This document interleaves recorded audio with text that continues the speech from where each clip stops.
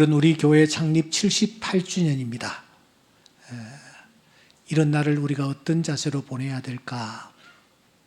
모세는 유언을 남겼습니다. 신명기서가 유언장입니다. 그 신명기서에 이렇게 말하고 있습니다. 옛날을 기억하십시오. 역대의 연대를 꼭 생각하십시오. 아버지에게 물으십시오. 아버지가 설명을 해줘야 합니다. 어른들에게 물으십시오. 그들이 자녀들에게 말을 해줘야 합니다. 그렇게 설명을 하고 있습니다. 그러니까 부모가 자녀 세대에게 과거에 있었던 일에 대해서 설명을 해줄 필요가 있다라는 것입니다. 이스라엘 백성들은 7개의 절기를 지켰습니다. 그 절기 가운데서 장막절이라고 있습니다. 초막절이라고도 부르죠. 그 절기가 되면은 부모님은 자녀들을 데리고 저 황량한 벌판으로 나갑니다. 그리고 그곳에 텐트를 칩니다. 텐트 문을 열고서는 저 하늘의 별들을 바라보며 자녀에게 이렇게 얘기합니다. 얘들아, 옛날에 우리 조상들이 애굽에서 종살이를 했었지. 그런데 하나님께서 우리의 기도를 들으시고 그 애굽에서 우리를 구출해 내셨단다. 그리고 가나안으로 가는 그 여정이 광야길이었는데 그 광야길에 하나님은 우리 조상들을 지켜주셨어. 옷이 없는데도 길상을 하지 않았는데도 옷이 헤어지지 않았어. 신발이 부르트지 않았어. 발이 부르트지 않았어. 뿐만 아니라 우리가 농사를 짓지 아니했는데도 불구하고 하나님이 만나와 메추라기를 내려주셔서 40년 동안 광야의 길을 잘 통과할 수 있게 되었어. 하면서 하나님이 지난날 하신 일들을 자녀들에게 교육한 것입니다. 오늘 우리가 교회 창립 기념주일입니다. 이 주일을 맞이하여 이 충정교회가 어찌하여 이 자리에 앉게 되었는지, 하나님께서 그 가운데 어떻게 역사하셨는지를 우리가 한번 되새겨보는 것은 대단히 의미 있는 일이라고 생각합니다. 일제강점기, 서울의 한 언덕배기에 일본 신사가 하나 있었습니다. 그런데 회방이 되자 신사에 모이던 일본인들이 전부 빠져나가 텅 비어버렸습니다. 그로부터 몇 달 후 1985년 10월 첫째 주일, 무명의 7명의 성도들이 이심전심으로 그 신사에 모였습니다. 그리고 하나님을 예배한 것입니다. 그리고 저들은 그 지역의 이름을 따서 교회 이름을 죽첨교회라고 명명했습니다. 죽첨은 당시 주한공사이던 다케조이가 죽첨입니다. 이 다케조이의 성을 딴 이름이었습니다. 그 동네 이름이 죽첨이었던 것입니다. 그 이후에 그 지역 이름이 충정로로 바뀌게 되자 교회도 자연스럽게 충정교회라고 개명을 했습니다. 그로부터 80여년의 세월이 흘렀지 않습니까? 세월만큼 우여곡절도 많았습니다. 특별히 교회를 이곳 일산으로 옮긴 사건은 교회 재창립에 버금가는 대역사였습니다. 그 과정에서 하나님께서 마치 출애굽한 이스라엘 백성들을 인도하셨듯이, 그들에게 은혜를 베풀어 주셨듯이 우리 충정교회를 인도하셨고 우리 충정교회에 한없는 은혜를 베풀어 주신 것입니다. 이번에 제가 미국 유니온 신학교회 강의에 초청을 받아서 가게 되었는데 그분들이 저에게 메일로 이렇게 부탁을 해왔습니다. 이번에 총 주제는 리더십입니다. 리더십에 대해서 강의를 해 주십시오.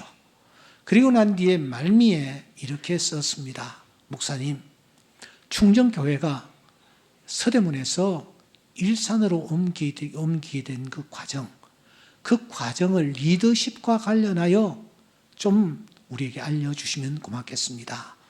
이쪽에서도 굉장히 그 사건을 중요하게 생각하며 그 과정에서 어떤 일이 일어났는지를 알고 싶어 합니다.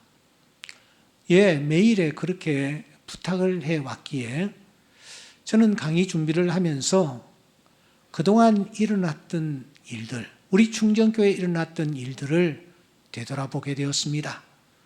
한 5가지 정도로 정리가 되더라고요. 하나님이 베풀어 주신 은혜 말입니다. 하나님이 우리에게 허락해 주신 기적 말입니다. 그 첫째는 충정 2020 비전의 탄생 비화입니다. 예, 2020 비전이 무엇인지는 여러분들이 잘 알고 계십니다. 이게 어떻게 탄생이 되었던가? 교회가 참 힘들고 어려웠을 때에 저는 소망수양관에 갔었고 거기서 금식하며 기도했을 때 하나님께서 마태복음 13장 44절을 보여주셨습니다. 천국은 마치 밭에 감추인 보화와 같다. 사람들이 이를 발견한 후 돌아가서 자기 소유를 다 팔아 그 밭을 샀느니라. 성령께서 저에게 그날 밤 말씀하셨습니다. 비가 억수같이 쏟아지는 날 말씀하셨습니다. 내가 너희를 위하여 보화를 감추어 두고 있다. 하나님, 지금까지 팠는데요. 알고 있다. 조금만 더 기다려. 조금만 더 최선을 다해. 그래서 탄생한 것이 이 충정 2020의 비전입니다. 하나님께서 먼저 비전을 우리에게 심어주셨습니다. 그러고 난 뒤에 역사가 일어나기 시작했습니다. 둘째는 무엇이었습니까? 둘째는 본당의 종교 부지 구입 과정이었습니다. 여러분들이 지금 앉아있는 이 본당, 이 종교 부지, 저 서대문에 있는 제가 알 리가 만무합니다. 그런데 조주상 목사라는 분이 졸업한 지 20년 동안 한 번도 만난 적도 통화한 적도 없는 이분이 지금까지도 한 번도 만난 적도 없고 만난 적이 없는 그분이 저에게 전화를 걸어와서 이곳에 광림교회 김선도 목사님이 종교부지를 가지고 계시는데 이 종교부지를 살 수 있을 것 같다. 내가 살려고 발부등을 쳐서나 재정력이 너무 부족하여 살 수가 없었다. 그래서 이 정보를 누구에게 알려줄까 생각하다가 당신이 떠올랐다. 당신이 떠올랐다. 다른 사람도 아닌 당신이 떠올랐다. 그래서 내가 정보를 전해주니까 한번 추진해 보게. 그 전화를 토요일 날 오후 3시에 받았고 이 땅을 그 다음 목요일 날 이 땅을 계약을 했습니다. 여러분, 이것은 기적입니다. 있을 수 없는 일이 일어날 것입니다. 세 번째, 가만히 돌아보니 충정로 예배당의 처분 기적이었습니다. 충정로 예배당, 그곳에서 신앙생활 하시던 분들은 아실 겁니다.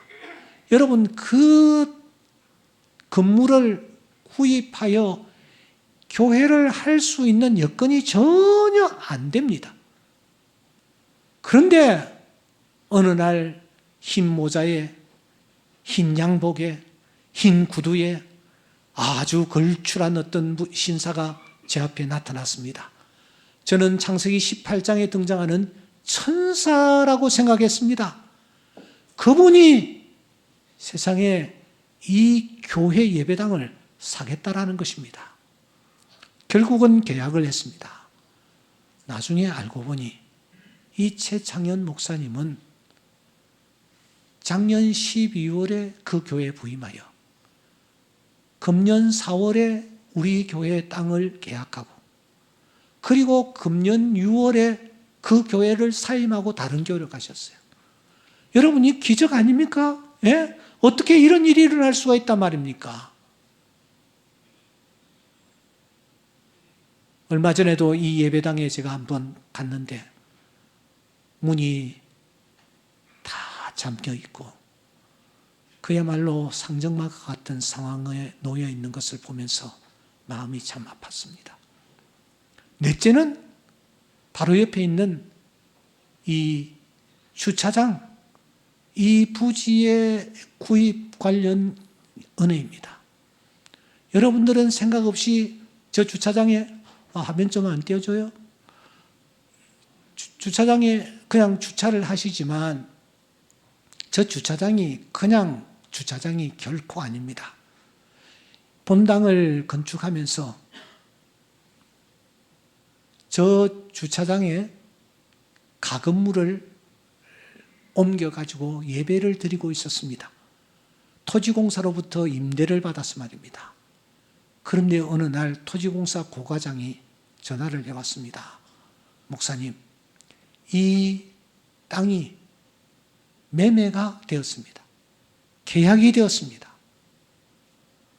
2주 이내로 예배당을 철수시켜 주십시오. 하늘이 노랬습니다. 여러분, 저기에 다른 건물이 들어왔다? 그래서 제가 여쭈어봤습니다.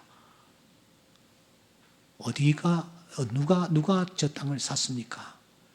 하이마트가 사가지고 이미 설계가 끝났습니다. 아주 냉정했습니다. 그런데 여러분, 저 땅이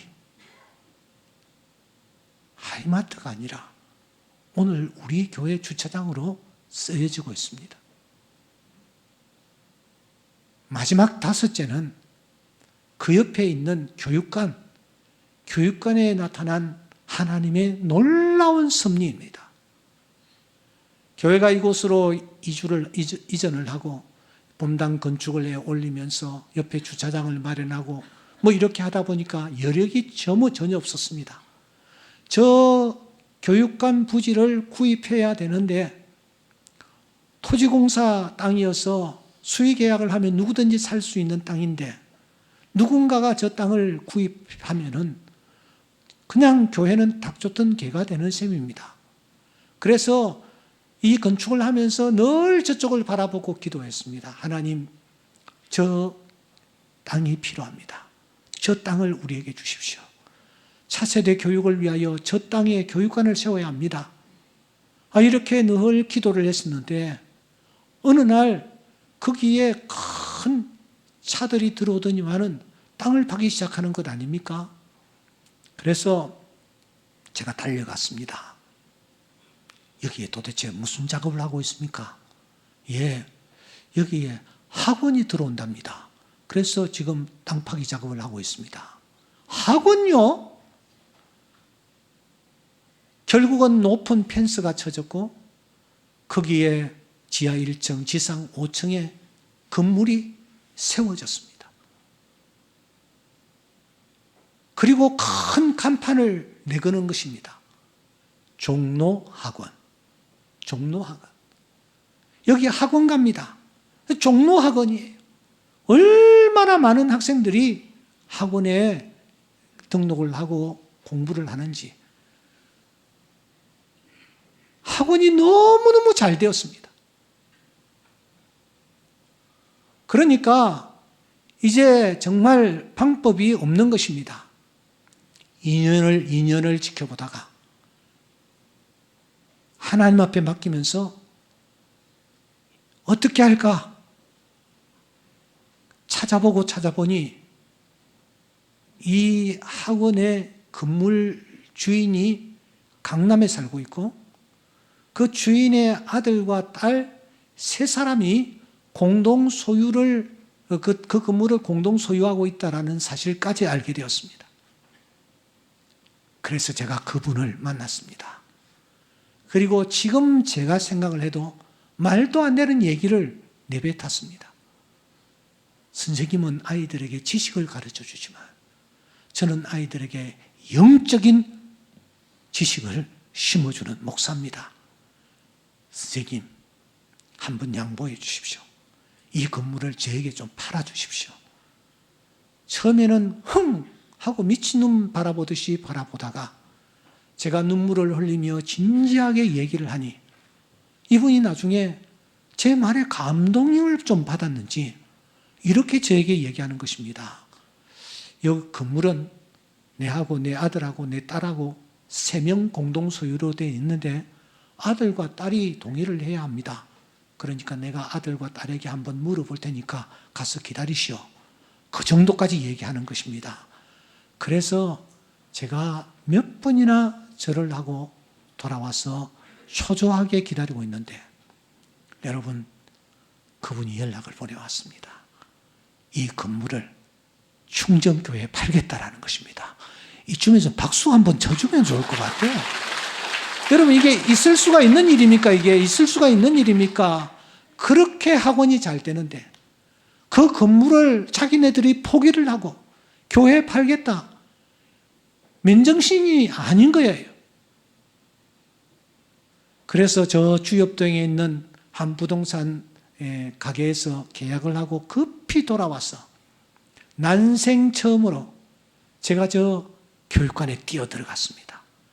교육관에 뛰어 들어간 저는 더 놀라 자빠졌습니다. 왜냐하면 교육관 건축 내용이 너무 놀라웠기 때문입니다. 여러분, 여기는 학원가입니다. 한번 아무 건물이라도 한번 들어가 보십시오. 들어가시면은 학원이기 때문에, 학원 용도이기 때문에 곳곳에 기둥이 세워져 있습니다. 건물 안에. 그런데 제가 들어가 보니까 저 건물이 말이죠, 기둥이 하나도 없는 것입니다. 뻥 뚫려 있는 것입니다. 여러분들이 지금 저 그림에서 보시듯이 기둥이 없습니다. 저 건물을 바라보는 순간 하나님이 저에게 이렇게 말씀하시는 듯 했습니다. 그동안 교회 옮기고 교회 건축하고 주차장 마련하고 하는데 힘들었지. 근데 또 먼지 뒤집어 쓰고 교육관 세우려고 하면 얼마나 힘들 거야. 그러니까 좀 기다려. 내가 세워가지고 안겨줄 테니 하시는 음성처럼 들렸어요. 아멘입니까? 예. 하나님께서 그렇게 역사를 하셨어요. 여러분, 우리에게 판 종로 학원은 어디에 가 있는지 압니까? 저 나가서 한번 보십시오. 맞은편에 노 브랜드라고 있는데 노 브랜드 저기에 종로 학원이 지금 들어가 있습니다. 저곳을 볼 때마다 하나님의 역사하심, 하나님의 인도하심에 머리를 숙이지 않을 수가 없는 것입니다. 우리 교회는 과거에 이런 교회가 되었을 것입니다. 본당이 놓여 있고 바로 옆에 하이마트. 그 옆에 종로학원. 이게 우리 교회의 원래 그림이었어요. 여러분, 여기에 차 몇 대 되겠습니까? 하이마트는 또 얼마나 시끄럽겠습니까? 제대로 교회가 되겠습니까? 하나님께서 은혜를 주셔서 이렇게 되어 있습니다. 교회가 되어 있고, 그 다음 주차장이 있고, 그 다음 교육관이 놓여서. 여러분들은 그냥 생각 없이 지나가시는지 모르겠지만 저는 저 주차장을 밟을 때마다 얼마나 감사하는지 몰라요. 저 교육관을 바라볼 때마다 얼마나 감사하는지 모릅니다. 하나님이 일하시는 이런 일련의 과정을 살피면서 저는 큰 깨달음을 가졌습니다. 저는 나름대로 하나님을 그래도 남보다 많이 안다. 하나님을 제대로 알고 그 하나님을 내가 전해왔다라고 자부를 했습니다. 하지만 이런 영적 경험들을 하면서 하나님에 대해서, 하나님의 위대하심에 대해서 나는 정말 아무것도 알지 못하고 있다고 고백하지 않을 수가 없는 것입니다. 욥이 하나님에 대해서 좀 안다고 그드름을 피웠습니다. 그런데 하나님을 알아가고 또 알아가는 순간 그는 욥기서 마지막 장인 욥기서 42장에서 고백합니다. 제가 하나님에 대하여 귀로 듣기만 하였사오나 이제는 눈으로 주님을 배웁나이다. 그러므로 티끌과 재 가운데서 회개하나이다. 욥의 고백이 바로 저의 고백이었습니다. 하나님을 안다고 그들을 비우며 이 강단에서 하나님이 어떤 분이시다라고 수없이 외쳤지만 이런 일련의 과정을 거치면서 하나님에 대해서 내가 너무 알지 못하고 있구나 하는 것을 느꼈기 때문입니다. 저는 저 나름대로 지금까지 성경을 가까이 하며 성경을 연구하며 가르치면서 달려왔다고 생각했습니다. 그런데 막상 성경에 대해서 무엇을 아느냐? 하나님의 말씀에 대해서 얼마나 아느냐라고 던져오는 질문 앞에서 저는 입을 다물 수밖에 없었습니다. 시간이 흘러가면 흘러갈수록 하나님의 말씀에 대해서 성경에 대해서 모르는 것 투성이기 때문입니다. 그래서 이 강단에 설 때마다 하나님 앞에 엎드려 기도합니다. 하나님, 나로 하여금 하나님을 좀 알아갈 수 있게 하여 주시옵소서. 나로 하여금 하나님의 말씀인 성경에 대하여 제대로 알아가는 자 되게 하여 주시옵소서. 이런 기도를 드리며 이 강단에 서는 것입니다. 성경 가운데서도 요한계시록이 특히 그러했습니다. 부끄럽지만 저는 지난 세월 동안 요한계시록을 설교를 못했습니다. 물론 앞부분에 있는 7교회 뭐 이런 것들 그리고 요한계시록 12장 뭐 그 정도는 터치를 했지만 제가 요한계시록에 대해서 제가 여러분들하고 말씀을 나눌 수가 없었습니다. 왜냐하면 내가 이 요한계시록을 전혀 모르고 있었기 때문입니다. 그런데 이 말씀을 이 마지막 시대에 살아가는 성도들과 함께 나누어야 되겠다라는 생각으로 이 말씀을 펼치면서 하나님 나에게 지혜 주셔서 이 말씀을 온전히 깨달아 알게 하여 주시옵소서. 이런 마음으로 요한계시록을 여러분들과 함께 열어가는 것입니다. 어찌어찌하여 1장부터 5장까지는 왔습니다. 그런데 이제 6장에 이르렀습니다. 학자들은 이 6장을 가장 험난한 코스, 등산을 한다고 하면 그 등산에서 가장 험난한 코스가 6장이다. 이렇게들 말합니다. 에베레스트 산을 정복할 때에 여러 루트가 있습니다. 어떤 사람은 이런 루트로 정복을 하려고 하고 어떤 사람은 또 이런 루트로 정복을 하려고 합니다. 그런데 판판이 실패를 합니다. 그래서 지금 현재까지 알려진 것은 사우스콜 루트, 남콜 루트라는 루트가 있습니다. 네팔에서 시작되는 이 표준 루트를 이 사우스콜 루트라고 하는데 이 루트를 통해서 베이스 캠프에서 해가지고 이제 올라가면은 에베레스트 산의 정상을 차지할 수 있다. 그렇게 알려져 있습니다. 그만큼 산을 정복하는 것, 정상을 정복하는 것은 쉬운 일이 아닙니다. 그래서 이 요한계시록, 특별히 6장 이 부분을 정복하려고 하는 사람들에게 학자들은 나름의 루트를 우리에게 얘기를 해줍니다. 이 루트로 올라가야 돼. 아니야, 저 루트로 올라가야 돼. 학자들의 얘기가 가지각색입니다. 그들은 이 6장에서 그 유명한 휴거론을 제시합니다. 휴거, 우리 들어봤지 않습니까? 휴거론이 어디에 있느냐? 6장에 있다. 그렇게 말합니다. 뿐만 아니라 학자들 중에 어떤 이는 7년 대환란이라고 들어봤냐? 이 7년 대환란이 바로 이 6장에 있다. 이렇게 이야기합니다.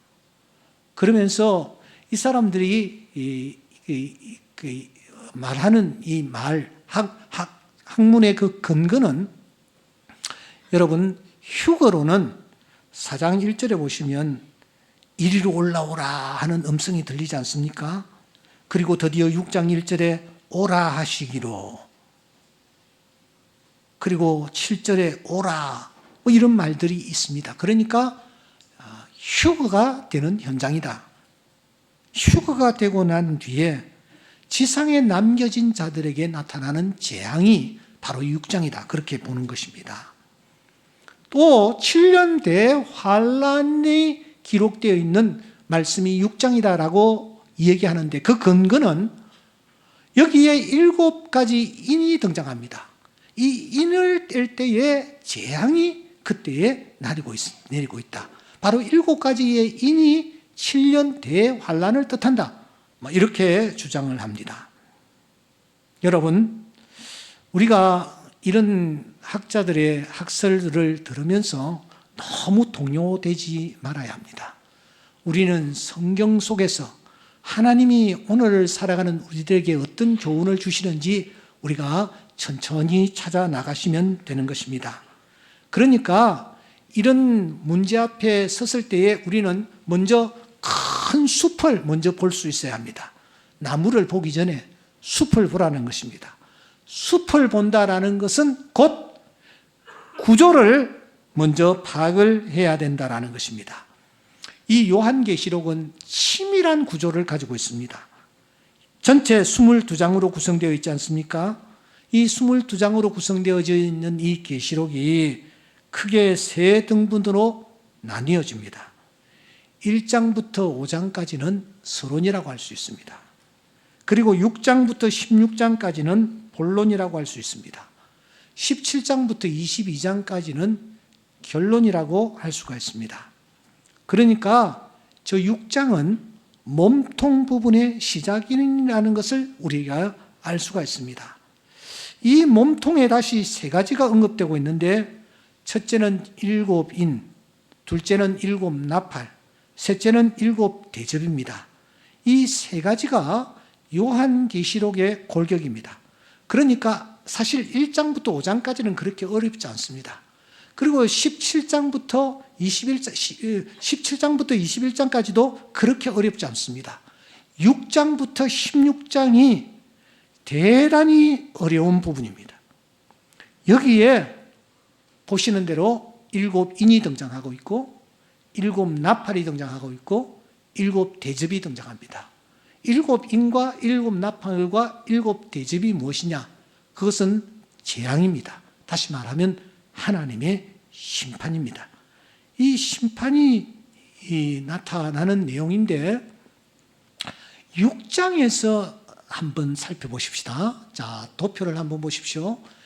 6장에 보시면 첫째 인부터 여섯째 인까지 쫙 이어집니다. 쫙 이어지는데 갑자기 7째 인이 뚝 떨어져서 막간을 이룹니다. 7장 다음에 7째 인이 등장하는 것을 볼 수 있습니다. 그리고 난 뒤에 8장, 9장에 7나팔의 재앙이 등장하는데, 거기도 들여다보면은 첫째 나팔부터 여섯째 나팔까지는 쭉 이어지다가 갑자기 10장부터 14장까지 막간이 생기면서 7째 번의 나팔은 14장 다음에 등장하는 것을 볼 수가 있습니다. 그리고 15장과 16장에는 7대접의 재앙이 나타나는 것을 우리가 확인할 수 있습니다. 그래서 우리는 이 본문을 향해서 몇 가지 질문을 던지는 것입니다. 첫째부터 여섯째 인까지 인을 떼시다가 왜 중간에 막간을 두시는 걸까? 그러다가 다시 8장에 와서 7째 인을 떼는 이유는 무엇일까? 둘째, 여기에 7인, 7나팔, 7대접은 어떤 상관관계를 가지고 있는 것일까? 셋째, 여기 등장하고 있는 색깔이나 숫자는 도대체 무엇을 뜻하는 것일까? 색깔이 많이 등장합니다. 흰말, 금은말, 붉은말, 색깔이 많이 등장합니다. 색깔은 무엇을 뜻할까? 숫자가 많이 등장합니다. 7교회, 7인, 7재앙, 14만 4천, 그 다음 또 666, 이런 숫자들이 등장하는데 이 숫자들은 도대체 무엇을 뜻할까 하는 여러분 의문을 우리가 던지지 않을 수가 없습니다. 통상적으로 이렇게 우리에게 많은 의문을 던지는 서술 방식을 뜸을 들이는 방식, 조바심 나게 하는 방식이라고들 합니다. 왜? 읽다 보면은 자꾸 뜸을 들입니다. 막간을 중간에 두고 뜸을 들입니다. 조바심 나게 합니다. 하지만 우리가 천천히 말씀을 집중하여 살펴나가면 성경의 원저자이신 성령께서 우리로 하여금 깨닫게 하시고 밝히 보게 하시고 이해할 수 있도록 은혜 베풀어 주실 줄 믿습니다. 그러므로 우리가 계시록을 지금부터 살펴나가는데 좀 어렵기도 하고 또 이해하기가 어려운 부분들도 나타납니다만은 제가 가능한 한 쉽게 여러분 이해하실 수 있도록 누구든지 말씀을 받으면서 하고 고개를 끄덕일 수 있도록 제가 말씀을 가능한 한 쉽게 준비하려고 발부둥을 치고 있습니다. 강단을 바라보시면서 말씀에 집중하십시오. 하나님께서 말씀에 되어질 일들에 대하여 오늘 이 강단을 통하여 성령께서 우리에게 말씀해 주실 것입니다. 뿐만 아니라 우리 각각 개인의 종말에 대해서도 성령께서 우리에게 말씀해 주실 줄 믿습니다. 오늘 아침에는 계시록 6장 1절부터 8절까지를 중간에 끊었습니다. 자세히 보십시오. 1절부터 8절까지는 첫째 인부터 넷째 인까지입니다. 넷째 인까지 왜 끊었느냐? 자세히 한번 보십시오. 첫째 인부터 넷째 인까지는 말이 등장합니다. 말. 그런데 같은 인인데도 불구하고 다섯째 인부터 여섯째 인, 일곱째 인 그 부분을 여러분 한번 잠깐 살펴보시기 바랍니다. 말이 더 이상 등장하지 않습니다. 같은 인을 떼시는데 넷째 인까지는 말이 등장하다가 다섯째, 여섯째, 일곱째 인까지는 말이 등장하지 않습니다. 그러므로 첫째 인부터 넷째 인까지 끊는 것이 좋겠다 싶어서 제가 끊었던 것입니다. 앞서 우리가 살폈습니다마는 사도 요한은 그때 울었습니다. 크게 울었습니다. 이유는 인을 뗄 자가 없다라고 알았기 때문입니다. 그런데 음성이 들립니다. 5장 5절 울지 말아라. 유대 지파의 사자 다윗의 뿌리가 이겼으니 그 두루마리와 7인을 떼시리라. 이 말씀과 함께 다시 성경을 보니 그곳에 한 분이 계셨습니다. 한 분이 서 있는 것입니다. 그분이 누구였습니까? 계시록 5장 6절을 앞을 바라보시면서 보십시오. 5장 6절에 보면 한 어린 양이 서 있었습니다. 7절에 보면은 그 어린 양이 두루마리를 취하셨습니다. 6장 1절 이어집니다. 내가 보매 어린 양이 7인 중 하나를 떼시는데 이렇게 6장이 시작됩니다. 여러분, 어린 양입니다. 어린 양이십니다. 누구십니까? 유대지파의 사자요? 다윗의 뿌리이신 어린 양 누구십니까? 예수 그리스도인 줄 믿습니다. 우리를 위하여 십자가에 못 박혀 돌아가신 예수 그리스도, 그분이 인을 떼시기에 합당한 분이십니다. 이것은 성천하신 주님이 하늘나라에서 어떤 일을 하시는지를 우리에게 보여주는 것입니다. 예수님은 이제 심판주로서 재앙을 좌지우지하실 수 있는 분으로서 오늘 우리의 미래를 책임지고 계시는 분으로 등장하는 것입니다. 그러므로 사랑하는 여러분, 두려워하지 마십시오. 주님의 손에 인이 있습니다. 재앙이 주님의 손에 있습니다. 하나님은 절대 우리를 그냥 두지 아니하실 것이요 마지막 때에 우리를 붙잡아 주실 줄 믿습니다. 그분이 말씀하십니다. 누가 정죄하리요? 죽으실 뿐 아니라 다시 살아나신 이는 예수 그리스도시니 그는 하나님의 우편에 계신 자요 우리를 위하여 간구하시는 자시니라. 주님은 우리를 절대로 정죄하지 않습니다. 당신이 인을 가지고 계시지만 그 인을 가지고 우리를 향하여 진노의 대접을 쏟아붓지 아니하실 줄 믿습니다. 때문에 바울 사도는 죽음을 향하여 외치는 것입니다. 사망아 너의 이기는 것이 어디 있느냐? 사망아 너의 쏘는 것이 어디 있느냐? 사망이 쏘는 것은 죄요 죄의 권능은 율법이라. 우리 주 예수 그리스도로 말미암아 우리가 이김을 주시는 하나님께 감사하노라. 우리는 사망을 향하여 이미 외치는 자 된 줄 믿습니다. 왜냐고요? 그분이 인을 들고 계시기 때문입니다. 그분이 인을 떼실 줄 믿습니다. 바로 그분, 어린 양이신 그분이 최후의 모든 심판을 주관하고 계시는 것을 우리가 볼 수가 있습니다. 그렇다면은 여기에 7인 가운데서 첫째인, 둘째인, 셋째인, 넷째인이 의미하는 바가 무엇일까 하는 것입니다. 2절을 주목하십시오. 흰말이 등장하죠. 흰말, 흰색입니다. 언제나 하나님의 백성을 상징하는 색깔입니다. 24장로 흰옷을 입고 있었습니다. 하늘에 셀 수 없이 많은 무리들 흰옷을 입고 있었습니다. 그러므로 그리스도의 보혈을 통해 흰 옷을 입은 자, 오늘 하나님의 자녀들인 우리들인 것입니다. 하나님은 우리가 흰 옷을 입고 하나님 앞에 나오기를 원하십니다. 하나님은 오늘 또 우리에게 흰 옷을 입혀 주시기를 원하십니다. 계시록 3장 4절에 보시면 사대에 그 옷을 더럽히지 아니한 자 몇 명이 있는데 흰 옷을 입고 나와 함께 다니더라. 5절에 보시면 이기는 자는 이와 같이 흰 옷을 입을 것이다.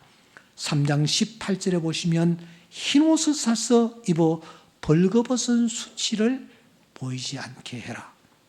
오늘 이 3부 예배에 참석한 우리 모든 성도들이 한결같이 흰 옷으로 단장하고 심판주 되시는 하나님 앞에 서는 은혜가 있기를 주의 이름으로 축원합니다.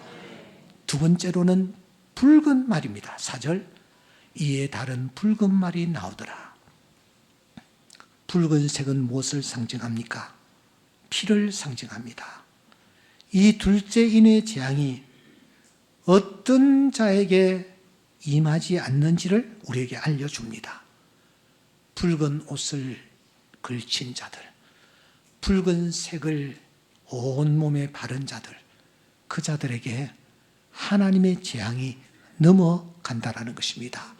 이스라엘 백성들이 출애굽하기 직전에 애굽에서 죽음의 사자가 나타나 그 애굽의 장자들을 칠 때에 인방과 문설주에 붉은 피를 발랐던 가정은 6월 넘어갔습니다. 마찬가지입니다. 우리가 예수 그리스도의 보혈로 우리의 온몸을 머리로부터 발끝까지 온몸을 우리가 바를 때에 하나님께서 우리에게 은혜를 베풀어 주셔서 심판을 넘어가게 해 주실 줄 믿습니다. 세 번째로는 금은말입니다. 금은말. 6장 5절에 보시면 금은말이 등장합니다. 금은색은 암울한 색깔입니다. 죄인임을 늘 잊지 말아야 된다라는 것입니다. 교만하지 말아야 된다라는 것입니다. 여러분, 지난 날을 돌아볼 수 있어야 합니다. 겸손해야 합니다. 왜냐하면 그분이 오늘 또 저울을 들고 계시기 때문입니다. 6장 5절을 보십시오. 그 탄자가 손에 무엇을 가졌더라? 저울을 가졌더라. 저울이 어디에 나옵니까? 바벨론의 벨사살 왕이 1000명의 귀인들과 큰 잔치를 벌입니다. 술을 마십니다. 마시는데 그 잔을 보니 그 잔은 예루살렘 성전에서 가지고 온 잔이었습니다. 하나님을 경배할 때에 제사할 때에 사용하는 잔을 이 벨살살이라는 작자가 자기 손에 들고 자기의 향락을 위해서 사용하고 있는 것입니다. 바로 그때에 맞은편에서 큰 손이 나타났습니다. 그 손이 천천히 움직이면서 벽에다가 글을 쓰는 것 아닙니까? 메네 메네 데겔 우바르신. 아무도 그 말의 뜻을 몰랐습니다. 다니엘이 그 현장에 와서 저 글자의 뜻이 무엇인지를 알려주었습니다. 메네라는 것은 하나님의 심판대 앞에 당신이 서서, 데겔, 하나님이 저울을 들고 계시는데 그 저울에 모자람이 보여서, 우바르신, 하나님이 당신 나라를 완전히 초토화시킬 것이요. 성경은 손이 나타났던 그날 밤, 벽에 글이 쓰여졌던 그날 밤, 다니엘서 5장 30절, 그날 밤에 갈대아 왕 벨사살이 죽임을 당하였더라. 하나님은 오늘도 겸손한 자를 찾으십니다. 우리를 저울에 달고 계십니다. 이 사실을 우리는 잊지 말아야 합니다. 마지막 청황색 말입니다. 8절에 보시면 청황색 말이 나옵니다. 청황색은 죽음을 뜻합니다. 오늘 우리도 죽음을 맞이할 수 있다라는 것입니다. 지금이라도 하나님이 부르시면 나는 하나님 앞에 서야 할 존재입니다. 연휴를 우리가 보내고 있습니다. 연휴 심장 증후군이라고 들어보셨습니까? 연휴 심장 증후군. 연휴를 보내다가 부정맥 현상으로 돌연사를 하는 것을 뜻합니다.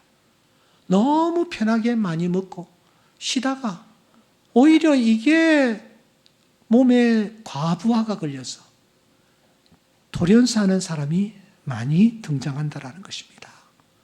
오늘 2부 예배 마치고 난 뒤에 한 형제가 저게 따라와, 목사님 정말 고맙습니다. 그 형제가 직장 생활을 하다가 갑자기 팍 쓰러지는 거예요.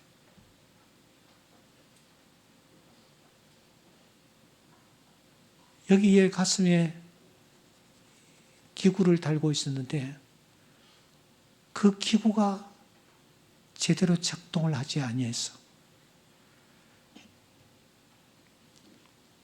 제가 그 형제를 놓고 간절하게 기도해 주었었는데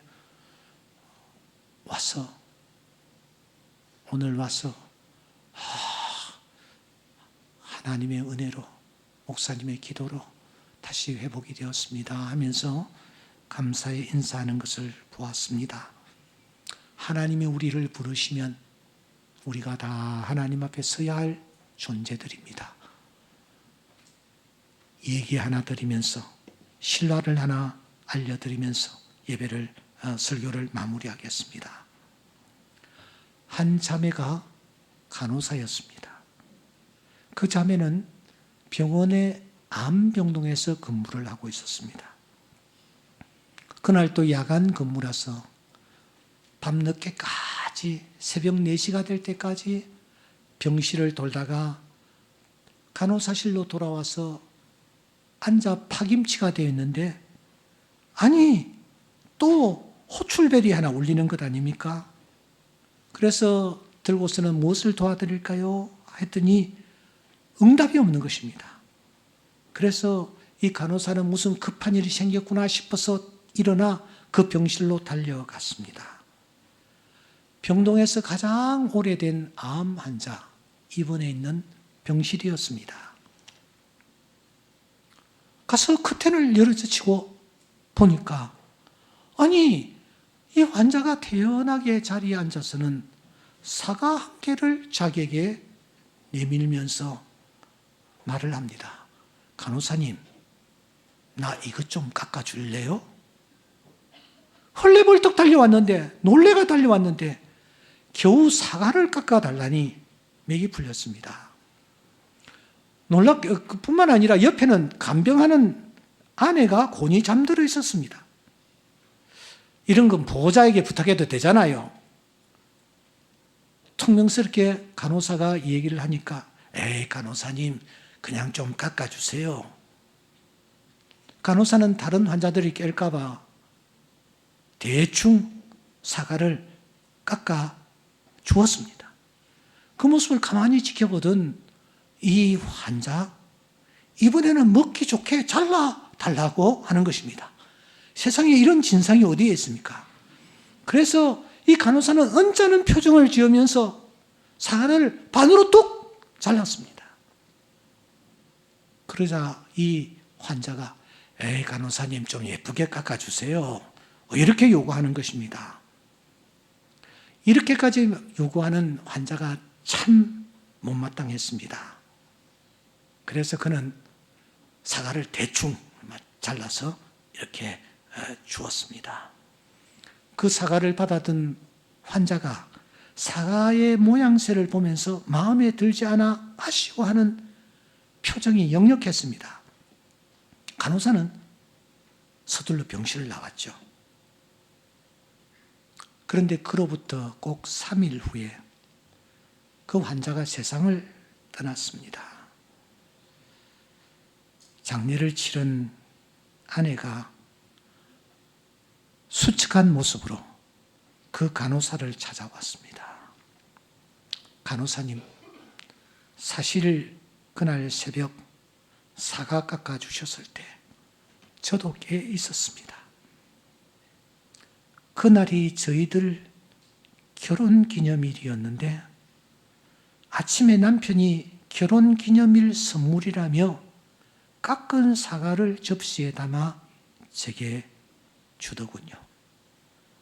제가 사과를 참 좋아하는데 남편은 사과를 깎을 힘이 없어져서 깎을 수가 없었습니다. 그래서 그날 새벽 간호사님께 부탁을 했던 거랍니다.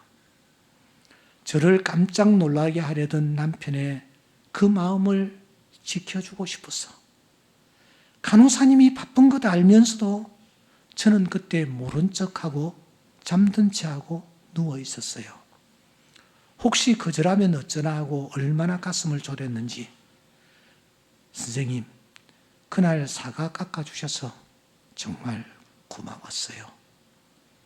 이 말을 들은 간호사는 차마 고개를 들 수가 없었습니다. 눈물이 왈칵 쏟아져 흘러내렸기 때문입니다.